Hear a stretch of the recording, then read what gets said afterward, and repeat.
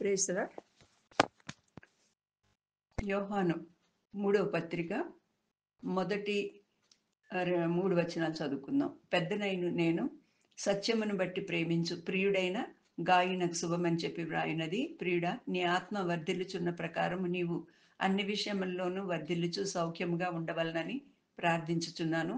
నీవు సత్యమును అనుసరించి నడుచుకొంచున్నావు కనుక సహోదరులు వచ్చి నీ సత్య ప్రవర్తన గూర్చి సాక్ష్యం చెప్పగా విని బహుగా సంతోషించితిని. కృపావతి పిల్లలు వాళ్ళు అందరూ కలిసి క్రైస్తవురాలతో క్రిస్టియానాతో ప్రయాణం చేస్తూ ఉన్నారు. చివరి దశకి వారు చేరుకున్నారు. అనేక రకాలైన అనుభవాలను వారు పొందారు. ఇప్పుడు ఒక సత్రానికి వచ్చారు. ఆ సత్రంలో గాయి అన్న వ్యక్తిని చూస్తున్నారు. ఆ గాయి అన్న వ్యక్తి ఆతిథ్యం ఇచ్చే వ్యక్తిగా ఉన్నాడు. అయితే ఇక్కడ మనము గాయి అన్న పేరు తరచుగా మనము కొత్త నిబంధనలో చూస్తూ ఉన్నాము. వాళ్ళందరూ ఒకటో వ్యక్తితో లేకపోతే డిఫరెంట్ వ్యక్తులని చెప్తా ఉంటారు. ఒకటే వ్యక్తి కన్నా కూడా, ఎందుకంటే వాళ్ళు ఉన్న ప్లేసెస్ని బట్టి వేరు వేరే ప్లేసెస్లో ఉన్నారు కాబట్టి కొందరిని మనము చూసాము. ఇక్కడ ఇంకా యోహాను కూడా ఇంకొక ఆయన గురించి మెన్షన్ చేస్తున్నాడు. కాబట్టి ఈ గాయకి కూడా మంచి లక్షణాలు ఉన్నట్లు మనం చూస్తున్నాము. ప్రియుడైన గాయి అంటే బిలవర్డ్. కాబట్టి ఆయన యోహానికి ఇష్టమైన వాడిగా మనము చూస్తున్నాము.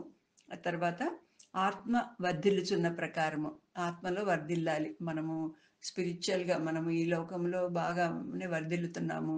ఒకవేళ ఒక చిన్న పోస్ట్లో చేరుతాము, తర్వాత మనకి ప్రమోషన్స్ వచ్చేసి తర్వాత పెద్ద పోస్టులోకి కూడా మనం వెళ్ళొచ్చు. తర్వాత అంటే ఈ లోకంలో వర్ధిల్లుతూ ఉంటాము, ముందద్దిల్లో ఉంటాము, తర్వాత పెద్ద ఇంట్లోకి కూడా వస్తాము. అలాగా మనము వర్ధిల్లుతూ ఉంటాము. ముందు సింగిల్గా ఉంటాము, తర్వాత మ్యారేజ్ అయిన తర్వాత పిల్లలు, ఒక కుటుంబం ఏర్పడుతుంది. అలాగే ఏదో రకంగా మనం వర్ధిల్లుతున్నాము.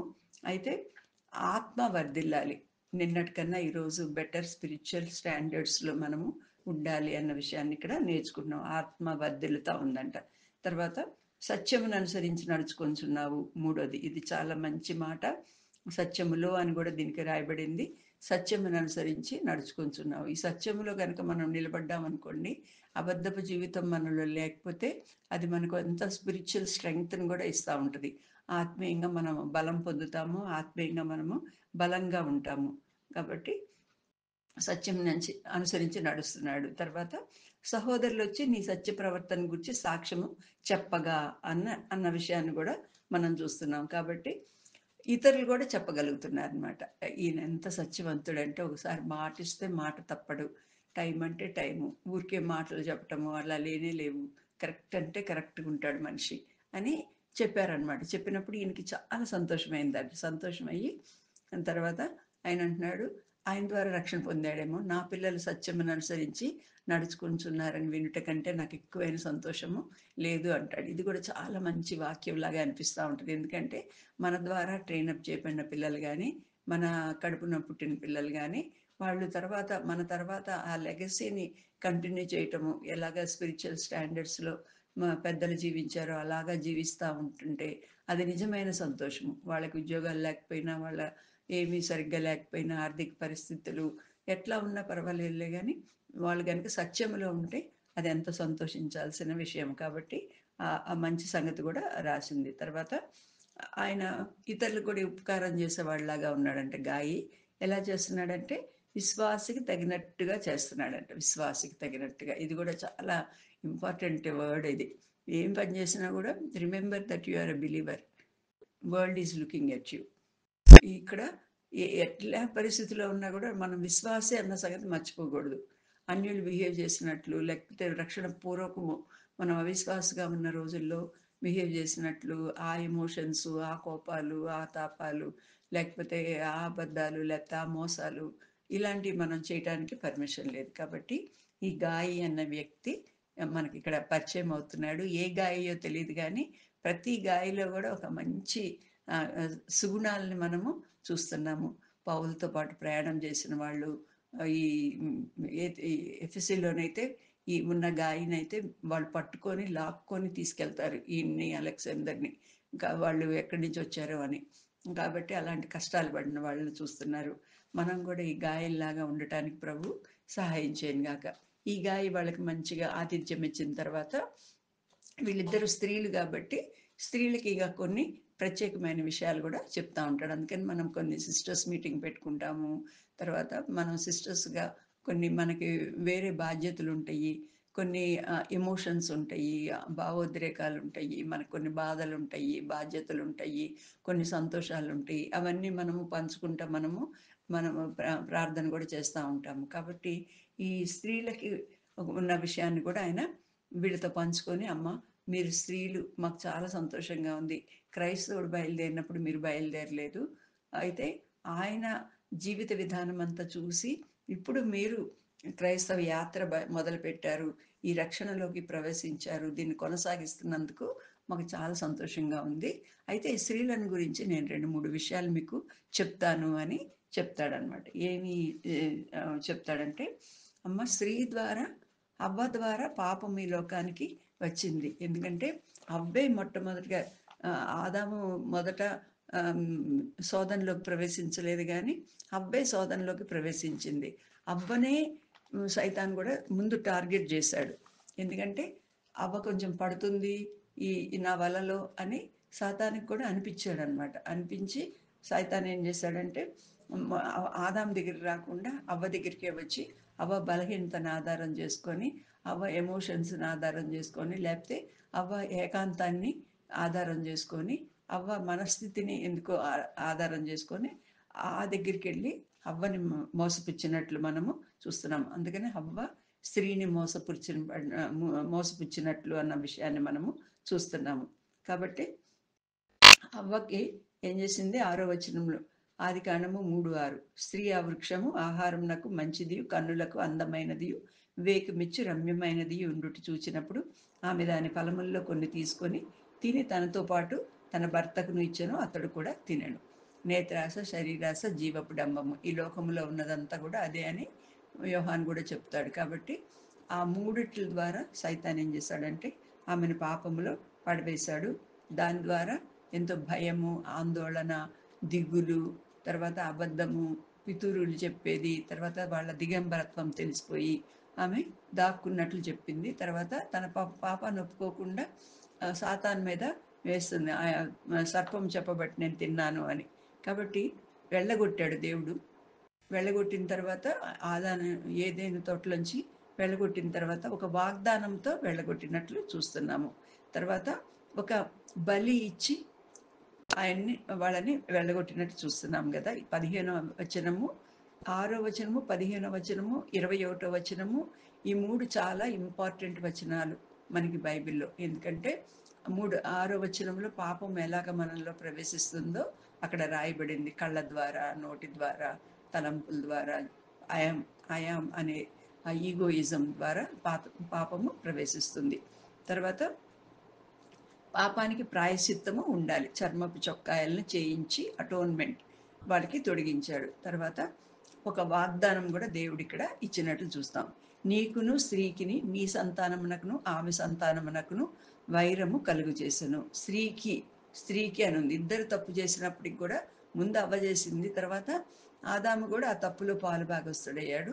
అయినప్పటికి కూడా కాన్సన్ట్రేషన్ అంతా కూడా స్త్రీ మీదే ఇవ్వబడింది.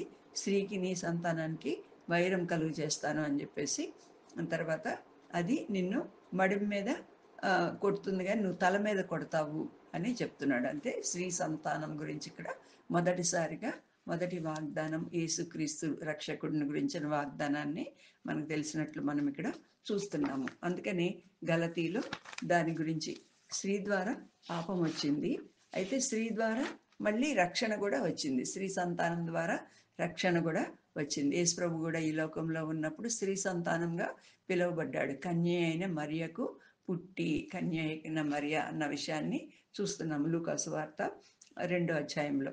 కాబట్టి 4:4 గలతి, ఇది కూడా చాలా ముఖ్యమైన వచనము.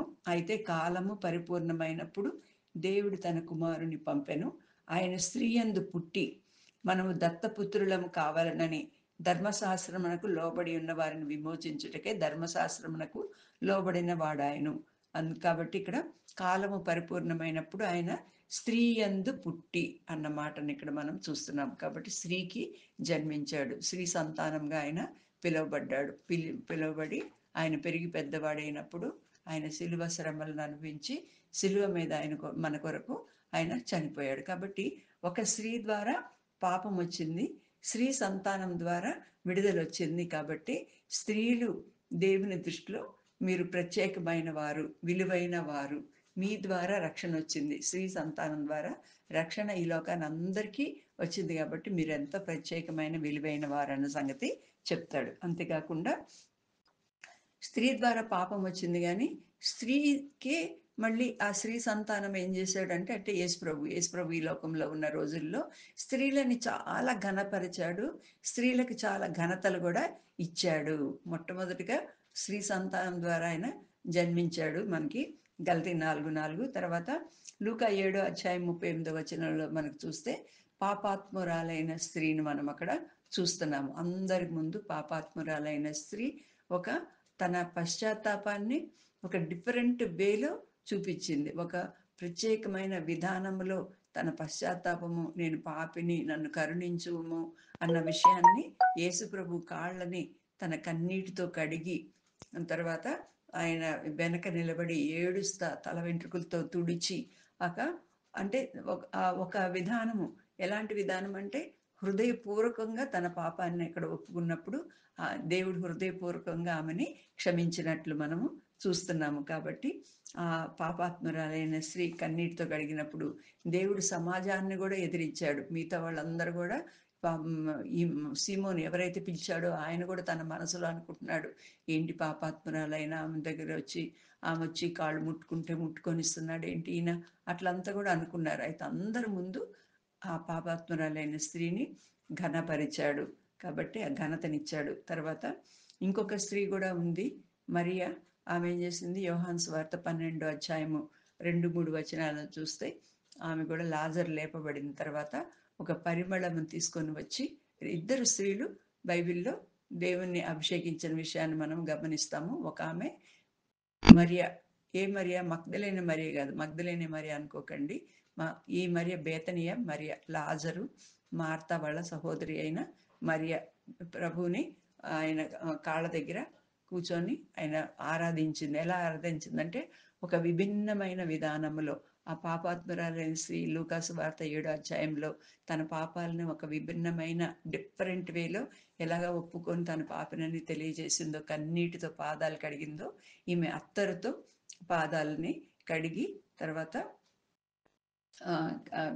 తల వెంట్రుకలతో తుడిచినట్లు మనం చూస్తున్నాం. కాబట్టి ఆమెకు కూడా దేవుడు ఒక గొప్ప ఘనతని ఇచ్చాడు. నా భూస్థాపన నిమిత్తం ఆమె చేసింది. బీదలు అందరు గొణుగుతున్నారు, అందరి ముందు ఆమెను ఘనపరిచాడు. బీదలు ఎల్లప్పుడూ మీతో పాటు ఉంటారు, కానీ నేను ఎల్లప్పుడూ మీతో పాటు ఉండను. ఎంతవరకైతే ఈ సువార్త ప్రకటించబడుతుందో అన్ని చోట్ల అన్ని కాలాల్లో ఈమె చేసిన పని కూడా ప్రశంసించబడుతుంది అని చెప్పేసి ఒక ఉత్తమమైన ఘనత నామనికి ఇచ్చాడు. అవ్వ ద్వారా పాపం వచ్చింది, కానీ అవ్వ స్త్రీ కాబట్టి స్త్రీలకు కూడా దేవుడు ఘనత ఇచ్చాడని కొన్ని మాటలు చెప్తాడు. తర్వాత లూకా సువార్త 23:27-28 మనం చూసినట్లయితే అక్కడ ఇంకా యేసు ప్రభువుని పట్టుకున్నారు. యేసు ప్రభుని తర్వాత అప్పుడు శిష్యులందరూ కూడా పారిపోయారు. 5,000 మంది భోంచేశారు, వాళ్ళందరూ పారిపోయారు. తర్వాత ఆయన ద్వారా ఎంతోమంది స్వస్థత పొందారు, వాళ్ళందరూ కూడా పారిపోయారు. తర్వాత లాజరు కూడా మనకి అక్కడ కనపడతలేదు. ఎరుకో లో మనకి ఆయన చూస్తున్నాం కదా, జక్కయ్య కథలో జక్కయ్య కూడా ఆయన్ని చేర్చుకున్నాడు, ఆయన కూడా ఎక్కడ లేదు. ఎంతోమంది మేలు పొందారు. యాయీరు కుమార్తెను లేపాడు, యాయీరు అక్కడ కనపడలేదు. వీళ్ళెవ్వరు కనపడలేదు, కానీ కొందరు స్త్రీలు యేసుప్రభు సిలువ మోసుకొని ఆ కొండ మీదకి వెళ్తా ఉన్నప్పుడు ఆ సిలువ మార్గంలో యెరూషలేములో అక్కడ నిలబడి ఆయన మార్గంలో ఏడుస్తా గుండెలు బాదుకుంటా ఉన్నారు. తమ దుఃఖాన్ని వాళ్ళు ఎంతో ధైర్యంగా అక్కడ నడి రోడ్డు మీద కనపడి, ఎందుకంటే మిగతా వాళ్ళు యేసుప్రభుతో కూడా ఉన్నారు అన్న సంగతి తెలిస్తే వాళ్ళని కూడా పట్టుకొని చంపేంత రౌద్రం ఉంది ఆ రోజుల్లో. ఆ టైం మాస్ హిస్టీరియా అంటారు కదా, ఒక్కళ్ళు ఏమంటే అదే అందరు కూడా అంటారు, కేకలేసి సిలువేమని కేకలేస్తుంటే అందరూ యేసుప్రభుని అంత దారుణంగా హింసిస్తారు. నడి రోడ్డు మీద యేసుప్రభు సిలువ మోసుకొని ఆయన కొట్టుకుంటూ తీసుకెళ్తా ఉంటుంటే మిగతా వాళ్ళందరి దగ్గర రావటానికి కూడా భయపడే రోజుల్లో వీళ్ళు స్త్రీలు ఏం చేస్తున్నారంటే గుండె కొట్టుకుంటా ఏడ్చుకుంటున్నాడు. అందుకని యేసయ్య ఆగి వాళ్ళని ఓదారుస్తున్నాడు. వాళ్ళకి దేని కొరకు ఏడవాలో అదొక విషయాన్ని మనకొకటి బయలుపరుస్తున్నారు. వాళ్ళు చేసిన రోదనము ద్వారా మనకొక విషయం తెలిసింది. యేసుప్రభు గురించి 40 దినాలు శ్రమల దినాల్లో మనం ఏడవటం గాదు గానీ, మన పాపాల కొరకు మనము, మన పిల్లల కొరకు మనం ఏడవాలన్న విషయాన్ని మనం అక్కడ దేవుని చెప్పటం మూలంగా మనకి అర్థమయ్యింది. కాబట్టి స్త్రీలని ఘనపరిచాడు. వాళ్ళని ఏడుస్తా ఉంటంటే పట్టించుకోనట్టు యేసుప్రభు వెళ్ళిపోలేదు. నా బాధల్లో నేనున్నాను. అయ్యో! అని అట్లా గూడా వెళ్ళలేదు. వాళ్ళని ఆగి వాళ్ళని యెరూషలేము కుమార్తెలారా నా కోసం ఎందుకు ఏడుస్తున్నారు? మీ పిల్లల కోసం ఏడవండి. మీ వంశాల కొరకు, మీళ్ళ కొరకు మీరు ఏడవండి అని చెప్తున్నారు. కాబట్టి ఇది గూడా ఒక మంచి పాఠము దేవుడు ఈ స్త్రీలని ఘనపరిచి చెప్పాడు. ఎప్పుడు వేరే వాళ్ళ గురించి ఏడుస్తా ఉంటాం. వాళ్ళు అట్లున్నారేంటి? వీళ్ళు ఇట్లున్నారేంటి? ఇవన్నీ గూడా స్త్రీలకు ఎక్కువ గదా! వాళ్ళ అబ్బాయి ఇట్లా అంట, వాళ్ళ అమ్మాయి ఇట్లా అంట. మన గురించి మనం ఏడవాలి. మన పిల్లల గురించి, మన ఆత్మీయం గురించి, మన గ్రాండ్ చిల్డ్రన్ గురించి, మన పిల్లలు ఏ స్టేటస్‌లో ఉన్నారు? ఎలాంటి పరిస్థితుల్లో ఉన్నారు? ఆత్మీయంగా, ఆత్మీయంగా ఎటువంటి పరిస్థితుల్లో వాళ్ళున్నారు? ఆ సంగతి వాళ్ళు మంచి ఉద్యోగాల్లో ఉండుండొచ్చు. లేకపోతే ఇంకేదన్నా ఉండొచ్చు. ఆత్మీయంగా ఎలాంటి స్థితిలో ఉన్నారని మనము ఏడుస్తా ఉండాలి. కాబట్టి వాళ్ళనక్కడ దేవుడు ఘనపరిచాడు. తర్వాత లూకాసు వార్త 28 అధ్యాయానికొచ్చేటప్పటికి యేసు ప్రభువుని చంపేశారు. తర్వాత ఆయన్ని శిలువ మీద నుంచి దించారు. సమాధిలో పాతిపెట్టారు. సమాధికి రాయి పెట్టారు. అక్కడ కూర్చున్న వాళ్ళు కూడా స్త్రీలే. తర్వాత ఆహ్, మూడవ దినాన తెల్లవారుజామున పరిమళ ద్రవ్యాలు తీసుకొని అక్కడికి వెళ్ళింది గూడా స్త్రీలే. తర్వాత యేసుప్రభు తిరిగి లేచిన పునరుద్ధానుడైన యేసుప్రభు మగ్దలేనే మరియకు మొదట కనపడి, తర్వాత స్త్రీలకి కనపడ్డాడు. 8వ వచనములో కొందరు స్త్రీలు వాళ్ళందరికీ. వాళ్ళందరూ గూడా శుభవర్తమానాన్ని యేసుప్రభు తిరిగి లేచాడు. యేసుప్రభు ఈ లోకానికొచ్చాడన్న శుభవర్తమానాన్ని దేవదూతలు చెప్తే, యేసుప్రభు తిరిగి లేచాడన్న శుభవర్తమానాన్ని ఈ స్త్రీలు చెప్పాడు. వాళ్ళకి పేతురుకి ఇంకా మిగతా వాళ్ళకి ఈ ఆధిక్యత ఇవ్వలేదు కానీ, లోకానికి యేసుప్రభు తిరిగి లేచిన సంగతి మొట్టమొదటిగా బయలుపరిచిన వాళ్ళు ఈ స్త్రీలు. కాబట్టి స్త్రీలైన మీరు ఈ గొప్ప ప్రయాణాన్ని ప్రారంభించారు. దీని ముగింపుకు కూడా వస్తున్నారు. కాబట్టి మీరు గుర్తుపెట్టుకోవాల్సిందేంటంటే, స్త్రీ ద్వారా పాపం ఈ లోకంలో ప్రవేశించినప్పటికీ, యేసుప్రభు ఈ లోకంలో ఉన్నప్పుడు స్త్రీలని చాలా ఘనపరిచాడు. స్త్రీలందరూ గూడా దేవుని ద్వారా ఎంతో ఆదరణ పొందారు. తర్వాత హెచ్చింపు పొందారు. తర్వాత వెరీ గుడ్ అని అనిపించుకున్నారు. ఉత్తమమైంది ఏర్పరచుకున్నారు అనిపించుకున్నారు కాబట్టి, మీరు గూడా మీ ప్రయాణాన్ని అలాగా కొనసాగించండి అని ఈ సత్రంలో ఉన్న గాయి మంచి విషయాలను వీళ్ళకి చెప్తాడు. కాబట్టి మనం గూడా గుర్తుపెట్టుకుందాము. ఎవరి గురించి ఏడవాలి? ఏం చెయ్యాలి? మన పాపాలను ఎలా ప్రభు దగ్గర ఒప్పుకోవాలి? ప్రభువుని ఎలాగ డిఫరెంట్‌గా మన జీవితాల ద్వారా ఘనపరచాలి. అది అర్థం చేసుకొని దేవుడిచ్చిన ఆధిక్యత స్త్రీగా ఉండటం ఒక గొప్ప ఆధిక్యత కాబట్టి అలా ముందుకు నడవటానికి ప్రభు మనకి సహాయం చేయను గాక.